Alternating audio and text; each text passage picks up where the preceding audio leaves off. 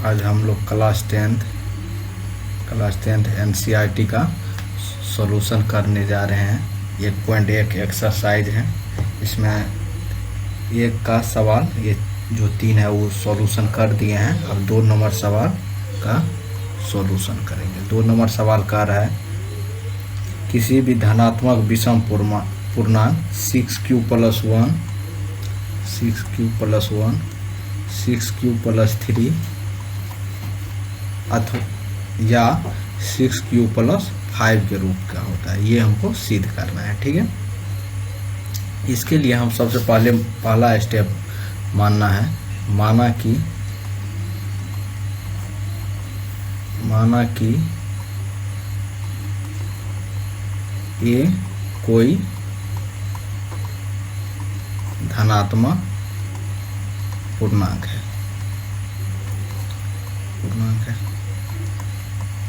ठीक है। तो यहाँ पे देखिए 6q के टर्म में है, 6q1 6q3 और 6q + 5 है, ठीक है। तो इसको ये तो कोई धनात्मक पूर्णांक हम मान लिए हैं, तो ये को मानेंगे 6q + r के टर्म में, क्योंकि यहाँ पे 6q है तो 6q + r, ठीक है। चाहे जहाँ अगर 6 से किसी संख्या को भाग देंगे या तो पूर्ण रूप से कट जाएगा तो r बराबर कितना होगा, 0 होगा या 1 होगा या 2 होगा या 3 होगा, 5 तक होगा। जिस संख्या से भाग, जैसे 6 से किसी संख्या में भाग देंगे तो 0 1 2 3 4 या 5 शेष होगा, यही शेष होगा, ठीक है। तो वही यहाँ पे लिख देना है, ठीक है। उसके बाद कहना है कि यदि r बराबर 0 तो a बराबर कितना होगा, a बराबर होगा 6q + r, जहाँ है वहाँ पे 0, यानी a बराबर 6q हो जाएगा। 6q हो जाएगा तो इसको लिख सकते हैं 2 × 3 6q, ठीक है। ये 2 यहाँ पे है, ठीक है। चलिए उसके बाद यदि r बराबर 1 तो a का वैल्यू क्या होगा, a बराबर 6q + 1। यहाँ पे हम कॉमन नहीं ले सकते हैं, ठीक है। यदि r बराबर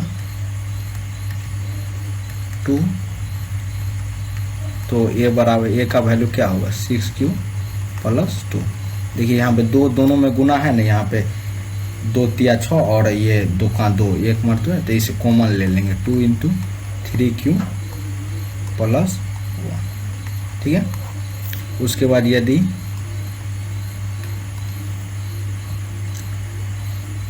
r बराबर 3 तो a का वैल्यू क्या होगा, 6q + 3, ठीक है। यहाँ पर भी 2 कॉमन नहीं ले सकते हैं। यदि r बराबर 4 हो तो a का वैल्यू कितना होगा, 6q + 4। यहाँ पे 2 कॉमन ले सकते हैं, 2 लेंगे तो 3q होगा और यहाँ 2 दूनी 4 यानी 2 कॉमन हो, ठीक है। यदि r बराबर 5 तो a बराबर कितना होगा, 6q + 5, ठीक है। ये हो गया। अब उसके बाद आगे लिखेंगे, यहाँ लिखना है, ठीक है। तो इसको अब यहाँ पे लिखते हैं, ठीक है। अब हमको लिखना है, देखिए यहाँ ये जो जिस संख्या में 2 कॉमन लग गया यानी 2 का गुणनफल है वो तो सम संख्या होगा। तो यहाँ 6q, देखिए यहाँ पे पहला 6q + 2 और 6q + 4, यहाँ में 2 कॉमन हो गया ना, तीनों में, तो ये 2 से विभाजित है यानी सम संख्या है यहाँ 6q + 2 और 6q + 4 धनात्मक सम संख्या है या सम पूर्णांक है। अतः 6q + 1 6q + 3 तथा या तथा लिख देंगे, तथा 6 क्यूब प्लस 5 धनात्मक विषम पूर्णांक है। यही हो गया, ठीक है, यही लिख देंगे, यानी 3 नंबर का सवाल सॉल्व हो गया। 4 नंबर का सवाल कह रहे हैं, 4 नंबर का सवाल कह रहे हैं, नहीं 3 नंबर का सवाल, ये तो 2 नंबर था, अब 3 नंबर का सवाल का सॉल्यूशन करेंगे, ठीक है। 3 नंबर का सवाल कह रहे हैं,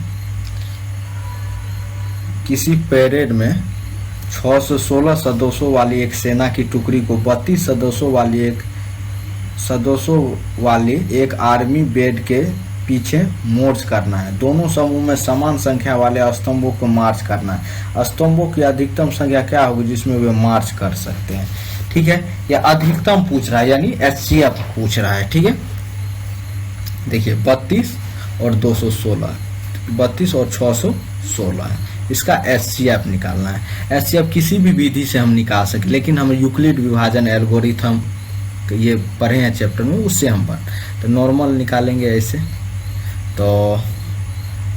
तो ये देखिए कैसे, 32 को से 616 में भाग देंगे, तो 32 का 32 एक मर्तबा लगा, और ये हो गया 9, 5 में से 2 29, 6 ये 8 9 से लगाएंगे 9, 32 गुनी 9, 9 दूना 18, 9 दे 27, 1 8, यानी 288, 9 मरतबे 288, ठीक है, यानी 8 शेष बच गया, यानी 608 होता है, ठीक है।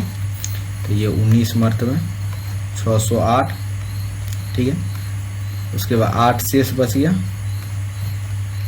600, उसके बाद 32 आएगा, उसके बाद 4 मरतबे 8 चौके 32, ये कट गया, यानी इसका HCF कितना 8 हुआ। लेकिन यूक्लिड विभाजन एल्गोरिथम से माना कि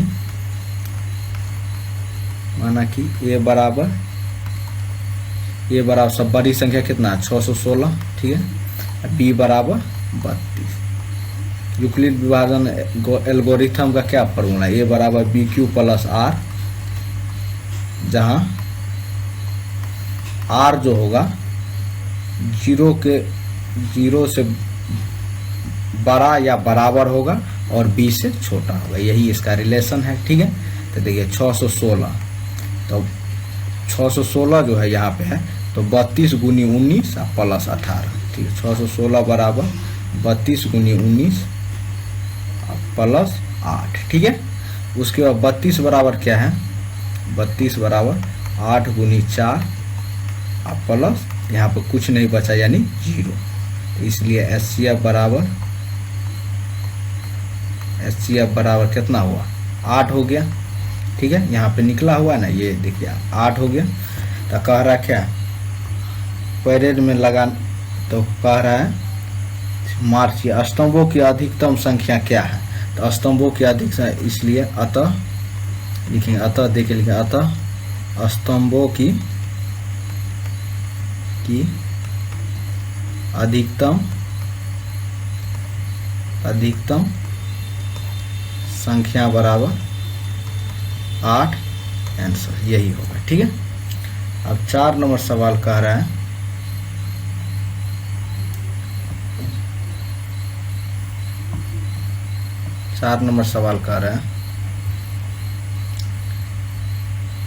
यूक्लिड विभाजन एल्गोरिथम का प्रयोग करके दिखाना है किसी धनात्मक पूर्णांक का वर्ग 3m या 3m प्लस 1 के रूप का होता है, ठीक है। यहाँ पे हिंट भी दिया है, लेकिन ये परीक्षा में हिंट नहीं दिया हुआ रहेगा, ठीक है। तो ये बनाते हैं कैसे, देखिए यहाँ पे दिया है 3m या 3m प्लस 1 के रूप का रहता है किसी धनात्मक पूर्णांक का वर्ग। देखिए यहाँ पे हिंट में दिया हुआ है 3m, तो इस यहाँ पे माना कि वही प्रोसेस, माना कि ये कोई धनात्मक पूर्णांक है, ठीक है। पूर्णांक है। उसके बाद ये बराबर क्या लिखेंगे, यहाँ पे 3m प्लस 1 के रूप का आ रहा था 3q प्लस r, ठीक है।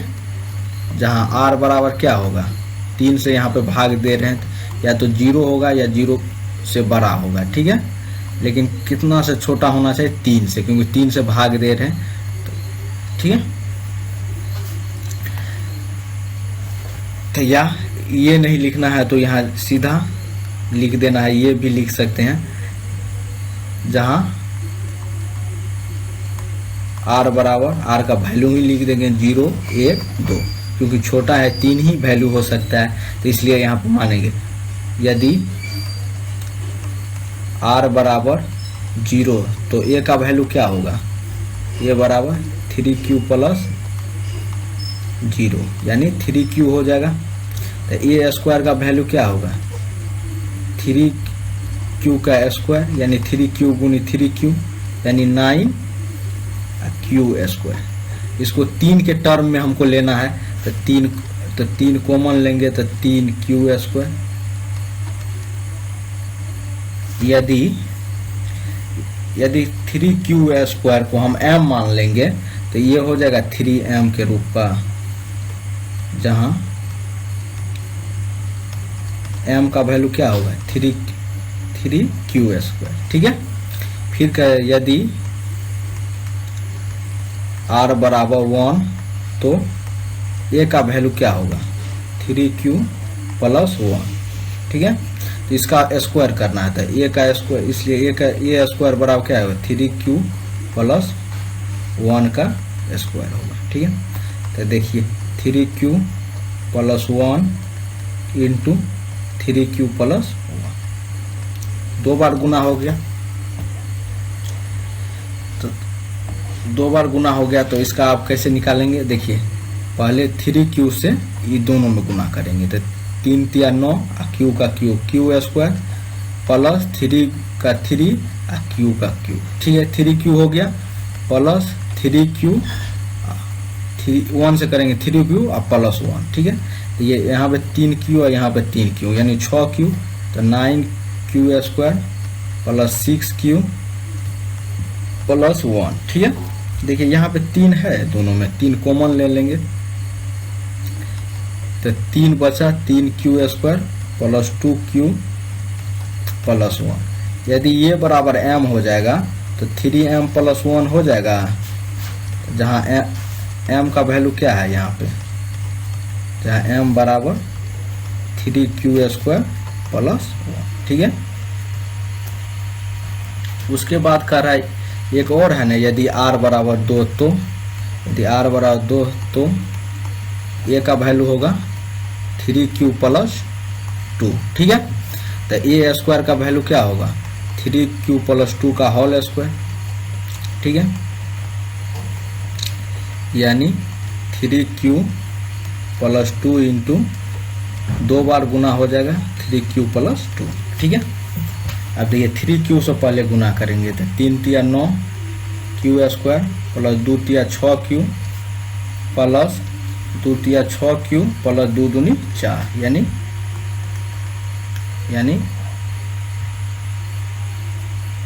9q square plus 12q plus 4।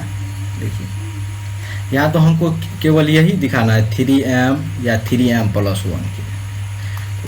यदि हम यहाँ पे 3 कॉमन ले लेंगे तो यहाँ पे 4 होगा, लेकिन हम 4 को लिख सकते हैं 3 प्लस 1, यहाँ पे 3 इसमें कॉमन आ जाएगा तो 1 बच जाएगा, इस टर्म में हो जाएगा, या इस टर्म में या इस टर्म में, कोई एक ही टर्म में होना चाहिए, तो ये इस टर्म में हो जाएगा। तब तो हम यहाँ पे इसको लिख देंगे एक और term, 9q square plus 12q, 4 को लिख सकते हैं 3 प्लस 1, ठीक है, 3 प्लस 1, इसको इधर लिख दिया। तो 3 कॉमन लेंगे तो 3q square plus 4q plus 1, ठीक है।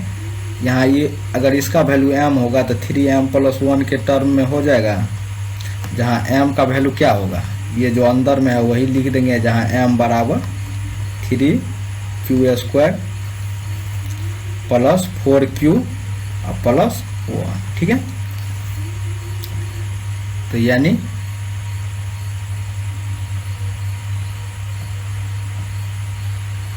अब लिखेंगे अतः किसी भी धनात्मक पूर्णांक का वर्ग 3m या 3m + 1 के रूप का होता है। यही हुआ आंसर। ठीक है।